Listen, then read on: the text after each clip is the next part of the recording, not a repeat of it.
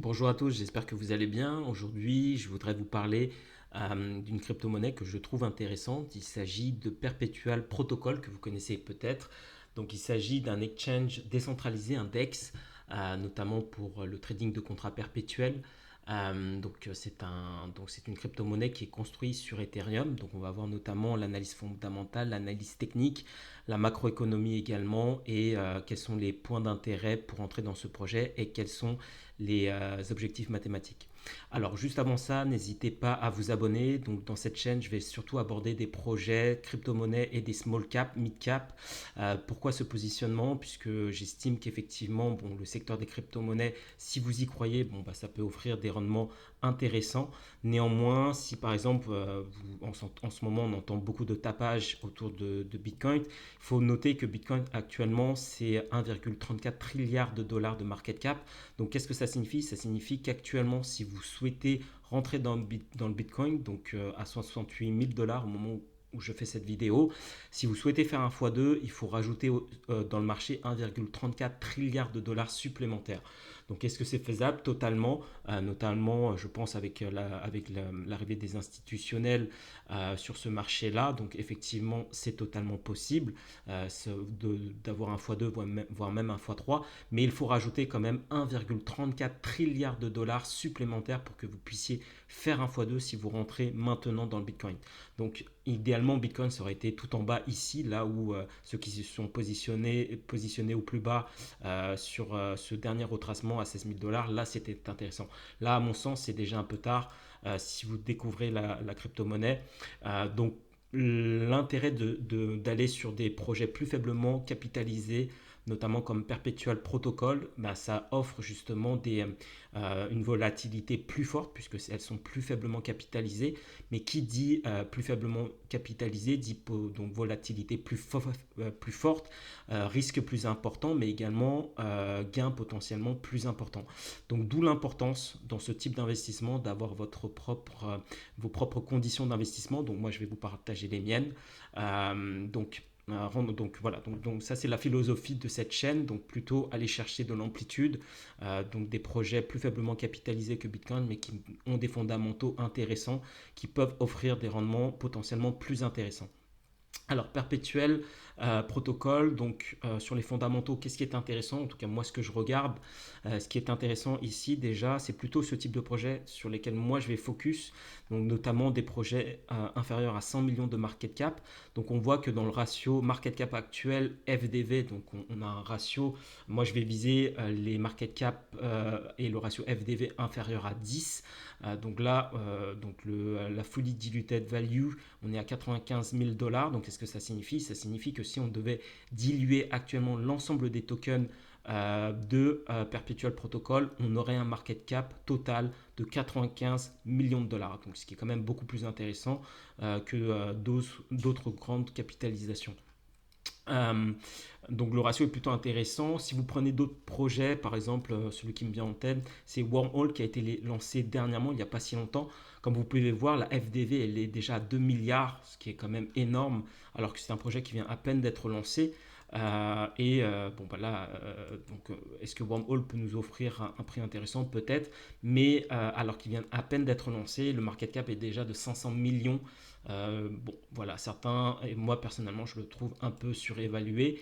Bon, bah, ça, c'est la vision de tout à chacun.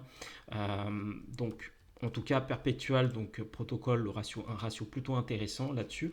On voit que bah, au niveau des ventures présents sur ce projet-là, vous avez quand même Binance qui sont dessus, vous avez Multicoin Capital qui sont également sur ce projet-là, donc c'est quand même des grosses ventures. Donc généralement, ils n'investissent pas dans tout et n'importe quoi, c'est plutôt fondamentalement des projets plutôt intéressants sur lesquels ils investissent.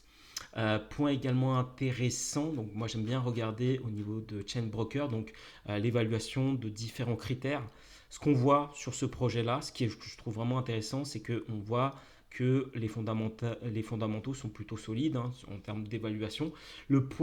Quand même, le point délicat, ce qu'on voit, c'est que la roadmap, la timeline, elle est plutôt faible. Au niveau de la santé financière, on est plutôt bon là-dessus, hein. On est sur une évaluation, en tout cas de Chain Broker, à 7,69, ce qui n'est pas dégueulasse. Maintenant, moi, ce que je vais regarder, surtout également, c'est l'inflation de la tokenomics. Donc, on voit qu'on a eu une grosse inflation ici. Là, l'inflation est quand même plutôt stable, même si on a encore une inflation. Cette inflation, elle est surtout due pour payer les équipes. On voit qu'ici, typiquement, les personnes qui ont investi en strategic round et en seed round, actuellement, on voit que ils ne prennent plus de bénéfices. Donc là, ils ont eu une grosse phase où ils ont pris l'argent, ils ont récupéré leurs profits. Donc, qui correspond notamment à cette phase de baisse qu'on a eu là, hein, ici, jusqu'en novembre 2021. Donc, de là, on a eu toute cette phase-là où ils n'ont fait que récupérer leurs gains. Donc là, on voit qu'ici, à partir de là, à partir depuis avril 2022, donc avril 2022, on était quelque part par là. Et depuis ce moment-là, ici, on voit que ils ont arrêté de prendre des profits sur ce token-là. Là où on est le prix, on voit que les personnes qui ont investi en strategic round, ils ont investi à 0,08 $. Actuellement, on est sur du 0,63. On voit que le prix consolide, donc ce qui est plutôt à mon sens intéressant.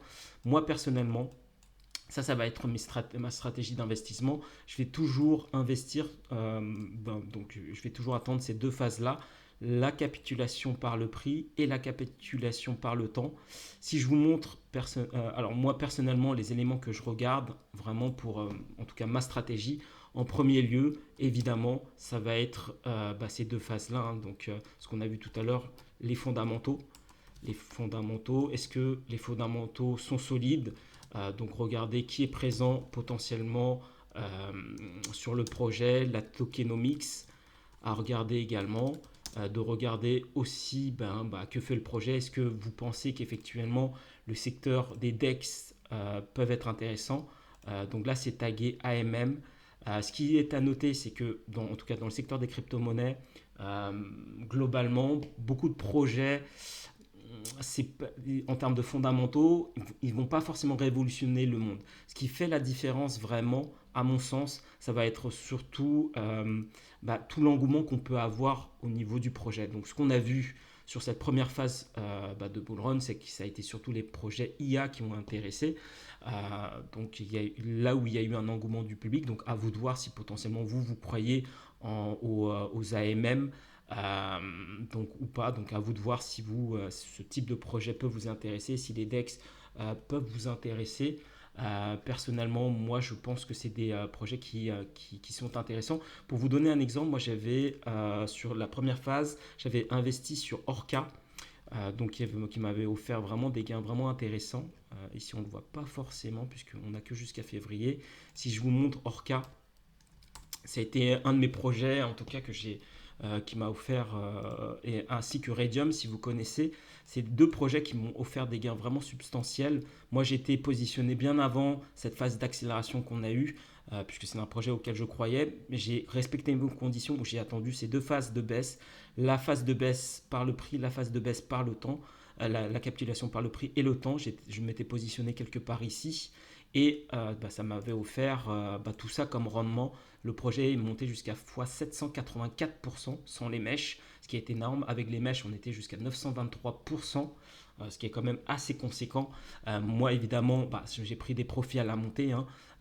Donc voilà, donc du coup, c'était un projet AMM un DEX qui m'avait offert des gains très intéressants. Pareil pour Radium, si vous connaissez. Tout ça, ce sont des projets qui tournent autour de l'écosystème Solana. Donc Radium, hop, juste pour que je vous montre. Pareil, donc Radium avait offert pareil aussi des profits intéressants. Moi personnellement, Radium, je suis sorti complètement de ce projet-là. J'ai fait la même chose qu'en fait aussi que les ventures. Il faut noter que Radium, à la base, vous aviez Coinbase qui était investi dessus. Coinbase est sorti. Je me suis dit, ça pue potentiellement. Ça ne veut pas dire que Radium ne peut pas continuer à accélérer. On voit qu'ici, Radium a bien tenu. Néanmoins, personnellement, aujourd'hui, on est sur un market cap supérieur à 500 millions. J'estime qu'il y a d'autres projets qui peuvent m'offrir des gains plus intéressants. Je verrai hein, si je rentre de nouveau sur Radium. Pour l'instant, c'est pas trop mon focus. Mais tout ça pour vous dire que le secteur DEX AMM peut être un secteur intéressant. Évidemment, à vous de vous faire potentiellement votre propre opinion. Euh, donc, vraiment, donc si je reviens sur Perpetual Protocol. Donc, vraiment, regardez la tokenomics, regardez l'inflation, évidemment, l'inflation, le prix, etc. etc. Et ensuite, évidemment, la taille de vos positions, de bien choisir une taille de position dans laquelle vous êtes confortable. Dans ce type d'investissement, un investissement quand même très volatile qui offre des gains effectivement très intéressants. Ce qui est important, c'est votre money management, votre gestion du risque. Et c'est ça que votre priorité. C'est comment, avant même de faire des gains, comment faire pour protéger votre capital. Donc ça, c'est votre focus que vous devez avoir. Donc pour ça, la chose la plus importante, c'est de bien choisir une taille de position qui vous convienne, qui fait que même si c'est un secteur très volatile, vous pouvez dormir la nuit tranquillement et ne pas céder à vos émotions et être dans cette phase de capitulation. Et en 3, c'est ce qu'on va voir tout de suite, c'est de choisir l'entrée qui vous convient. Choisir une entrée qui vous convient. Donc on entend souvent dans l'investissement qu'il est difficile de timer le marché. Oui, peut-être, mais si vous ne timez pas le marché, en tout cas si vous n'essayez pas de timer le marché, je vous donne un exemple tout simple. Par exemple, si on reprend Bitcoin, si vous prenez BTC, BTC sur le précédent, si vous n'aviez pas timé le marché, si vous étiez rentré ici tout en haut là, vous êtes pris toute cette baisse là quand même, qui n'était pas négligeable ici, vous êtes mangé un moins 70%, même plus, moins 77%.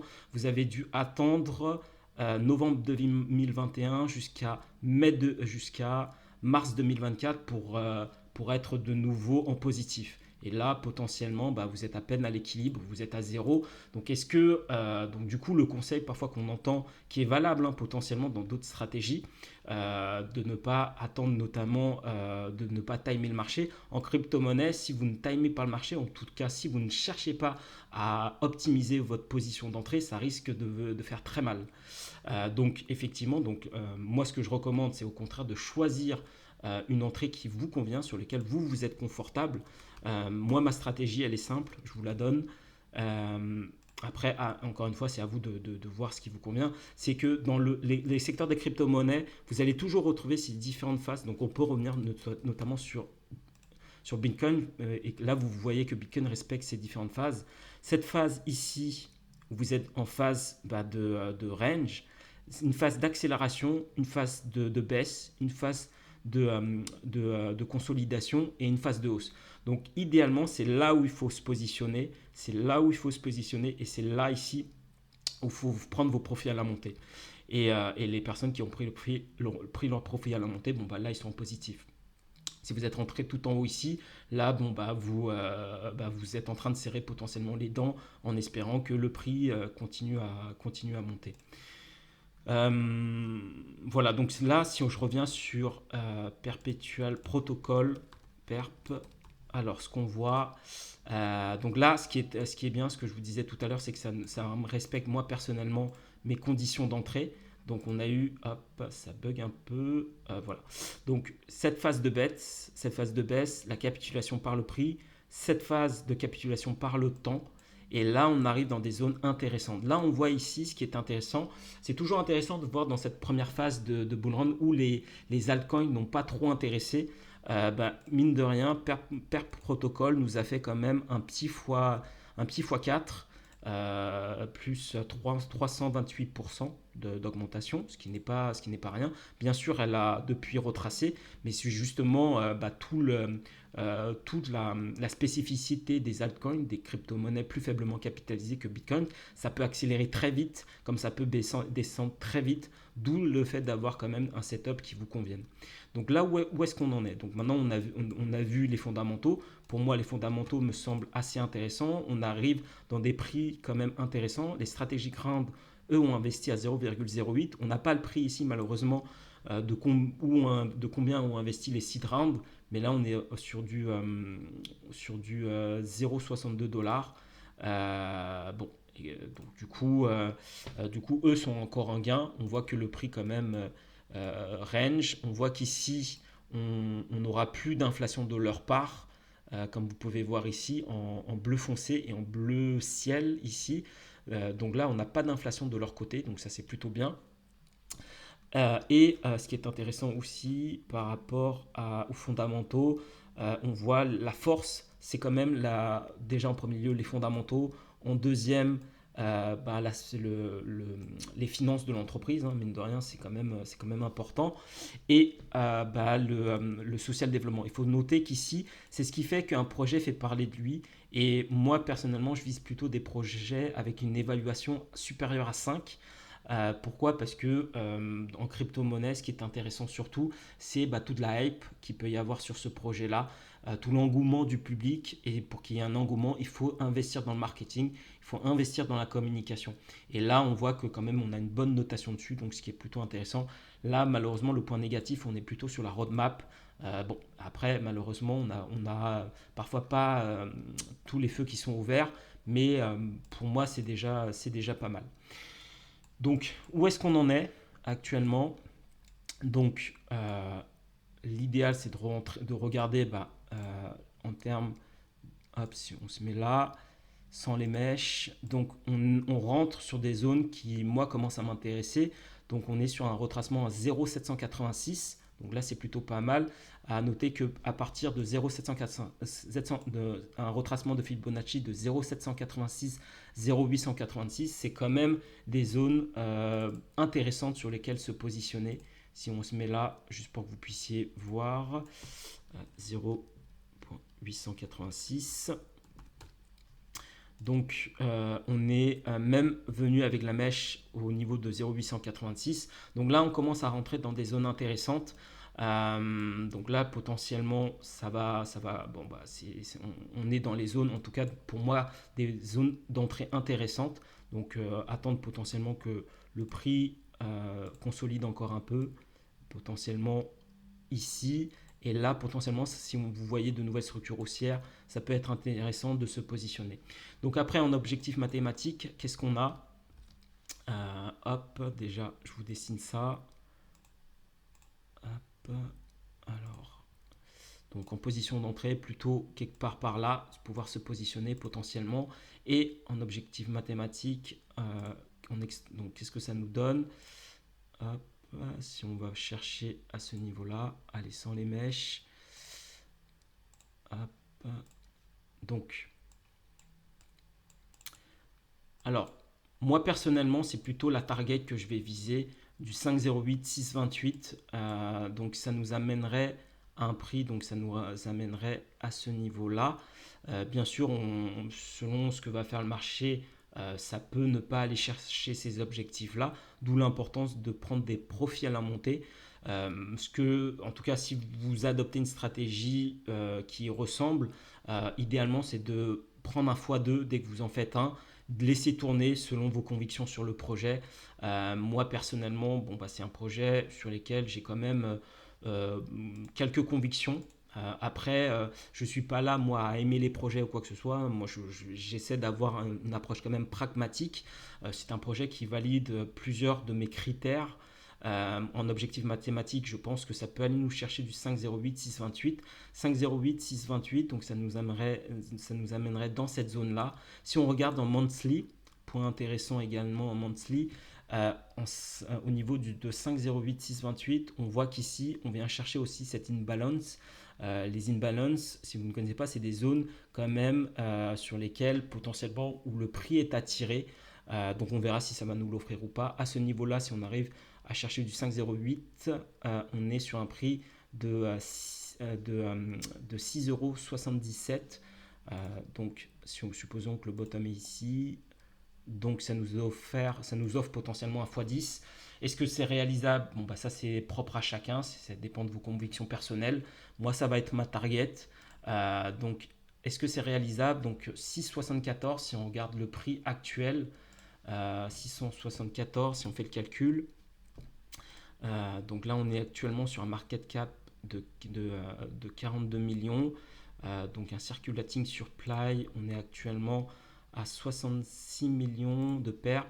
Supposons que on va dire voilà, on est à août 2025, on est à 47 millions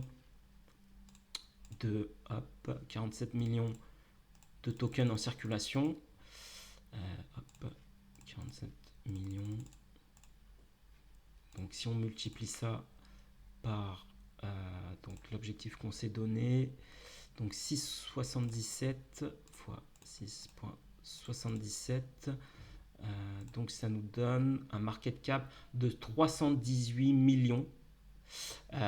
Personnellement, je trouve que c'est totalement réalisable, hein, d'aller chercher ces objectifs-là. 318 millions de dollars de capitalisation. Si on regarde un peu, par exemple, des projets équivalents que je vous ai cités comme tout à l'heure, comme par exemple Orca. Orca actuellement, c'est combien? Je regarde. Orca, c'est déjà 139 millions de market cap. Donc au plus haut, Orca, c'était en market cap, on était allé chercher du 238 millions. Si on regarde Radium, qui sont certainement pas les plus gros DEX qu'il y a sur le marché, mais par exemple, Radium, c'est 550 millions de capitalisation. Donc est-ce que potentiellement, donc sur le précédent bullrun, on était sur un market cap même qui allait jusqu'à 800 millions de market cap. Donc pour que Perpetual arrive à nous faire un petit x10, donc il faudrait qu'il aille chercher un prix à 6,70 €, 6,70 €, 6,77 € avec un circulating supply, comme je vous montrais tout à l'heure, si on est vers mi-août 2025, donc on serait sur 47 millions de 47 millions de tokens en circulation. Donc ça nous arrive à un market cap de 318 millions de dollars. Donc est-ce que c'est réalisable? À mon sens, oui. Donc on verra ce que nous fait Perpetual. Évidemment, c'est le marché qui nous donnera raison ou pas. Peu importe, en tout cas, bon, ça dépend de vos propres convictions personnelles. Après, autre point intéressant que vous pouvez regarder aussi, c'est au niveau du retracement de 50% de Fibonacci du mouvement entier. Et là, si on regarde ça, donc ça vient nous chercher, pareil, une imbalance, mais là encore plus haut, plutôt dans les 10 dollars. Donc est-ce que c'est réalisable? On verra. Déjà, moi personnellement, si ça m'offre ce target-là à 5,08 de retracement Fibonacci, moi personnellement, ça me convient. Si on va chercher plus haut, tant mieux. Personnellement, ça va être Samar Target. Si vous voulez un autre objectif, le retracement de 50% de l'ensemble du mouvement, on serait plutôt sur un prix à 10 dollars. Voilà, donc c'est ce que je souhaitais partager avec vous dans cette vidéo. Donc n'hésitez pas, si vous souhaitez qu'on analyse d'autres tokens, à me le mettre en commentaire. Je pense que j'ai balayé ce que je voulais vous exprimer sur ce token. À voir évidemment ce que le marché nous fera. Encore une fois, c'est le marché qui nous donne raison. Maintenant, c'est simplement de bien choisir vos conditions d'entrée, valider les fondamentaux, choisir une taille de position qui vous convienne, choisir une entrée quand même qui vous convient. Et attendre quand même une structure quand même qui vous convienne, et aller surtout prendre des profits à la montée. Voilà, donc je vous remercie d'avoir regardé cette vidéo. N'hésitez pas à liker la vidéo, à vous abonner, et je vous dis à très bientôt. Au revoir.